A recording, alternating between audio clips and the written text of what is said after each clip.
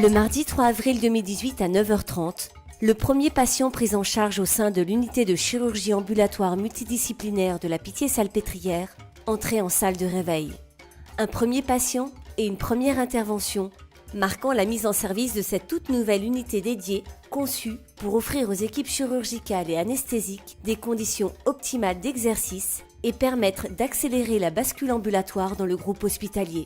Donc ça nous a permis de faire un certain nombre de pathologies qu'on opérait déjà en ambulatoire, et puis surtout de développer de l'innovation, et c'était un petit peu notre grand projet en fait sur cette plateforme, avec des interventions qui se font très peu en ambulatoire à l'heure actuelle, pour que le taux d'ambulatoire augmente. Le patient ambulatoire est pris en charge par une équipe de professionnels formés, polycompétentes aux 9 disciplines que nous exerçons au sein du bâtiment. C'est des locaux neufs qui sont beaux, agréables et fonctionnels, très fonctionnels. Les patients voient l'extérieur, donc ça c'est super agréable. Et on a pu constater que dès l'ouverture de la plateforme a fonctionné avec d'excellents résultats et un excellent taux de satisfaction de la part des patients. En permettant le développement de nouveaux modes de prise en charge anesthésique et analgésique et de nouvelles techniques chirurgicales innovantes et mini-invasives, l'unité de chirurgie ambulatoire multidisciplinaire de la Pitié-Salpêtrière a été conçue dans l'objectif de favoriser la récupération des patients dans un cadre agréable et convivial. Nous avons travaillé sur tout un programme de réhabilitation rapide, immédiate après la chirurgie. Préconisons l'absence de prémédication et surtout une réalimentation rapide après la chirurgie. En salle de réveil, on leur propose de boire très rapidement dès le réveil. En hébergement, on leur donne une collation qui nous permet aussi de voir s'ils ont récupéré toutes leurs habilités à retrouver une autonomie à l'extérieur d'une structure hospitalière. En proposant aux patients une arrivée debout au bloc opératoire, en adoptant le principe de marche en avant pendant le circuit et en créant des espaces de détente adaptés à la condition clinique et à la prise en charge, le parcours de Lucas de la Pitié-Salpêtrière favorise l'autonomie des patients. On permet aux patients d'aller au bloc avec sa prothèse capillaire, son appareil dentaire, sa prothèse auditive, un livre, un magazine. On n'a pas l'impression d'être à l'hôpital. C'est l'image de soi qui est conservée, c'est la dignité du patient qui est mise en avant tout au long de sa prise en charge. Garder leur autonomie jusqu'à l'entrée au bloc opératoire, je pense que c'est important pour les patients. Ça les rassure.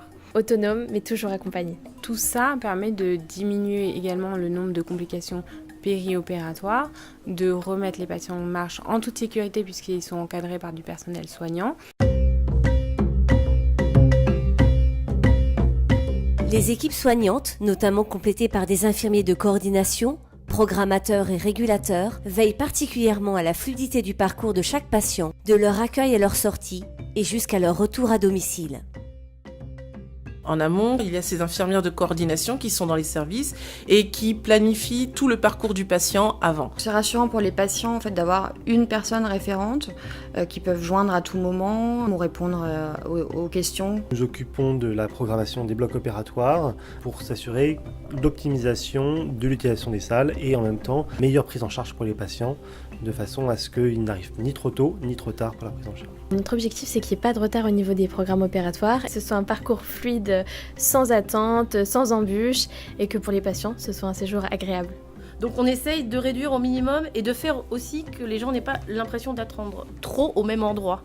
C'est fluide, le parcours du malade est facile et ça va vite. Le patient ne reviendra jamais en arrière sur ses pas. Il passera d'étape en étape pour aller du vestiaire au bloc opératoire, en salle de réveil, en hébergement, puis au niveau du vestiaire, sortie, et il ne croisera pas les patients qui arrivent. Et peut-être que aussi la disposition architecturale de la structure fait que il n'y a pas que les patients qui vont en avant, il y a également tous les acteurs de la santé qui ont cette dynamique d'aller en avant et de faire avancer les choses.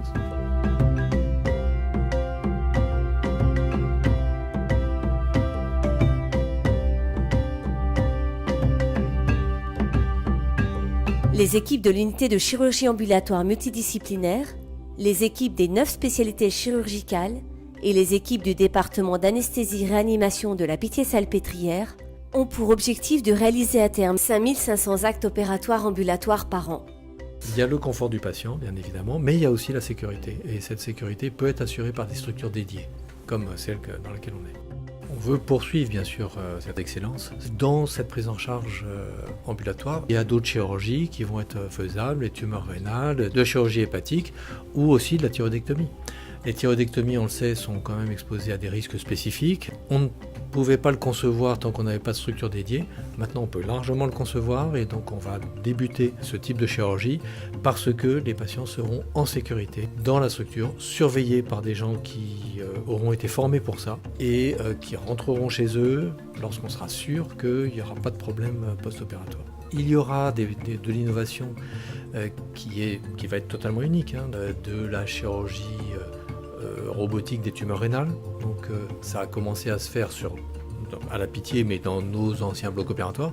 On espère pouvoir disposer par exemple d'un robot chirurgical sur la plateforme, ce qui va nous permettre de faire ce type de chirurgie, comme de la chirurgie hépatique robotique ou de la chirurgie digestive robotique en ambulatoire. Donc beaucoup de chirurgies peuvent passer sur ce créneau en toute sécurité, même si elles sont complexes.